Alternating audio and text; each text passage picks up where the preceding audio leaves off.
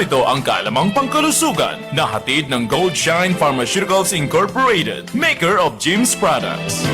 Alam ng mga may edad na kapag taglamig ay mas masakit ang kanilang kasukasuan, para bang naninigas ang kanilang litid at nahihirapan silang galawin ang kanilang mga kamay at paa sa umaga. Osteoarthritis ang tawag sa sakit na ito at halos lahat ng tao ay magkakaroon nito. Ano-ano ang mga dapat gawin para maibsan kung hindi man maiwasan ang arthritis? Magsuot ng guwantes at medya sa gabi para hindi malamigan ang iyong kamay at paa. Magsuot ng jacket kung maginaw sa iyong pupuntahan. Paggising sa umaga, unat-unat muna ng kamay at paa para lumuwang ang mga litid. Pagkaraan ng 3 minuto ay mababawasan na ang paninigas ng iyong kamay at paa. Kung kayo'y mataba, magbawas ng timbang para hindi matagtag ang iyong tuhod at paa.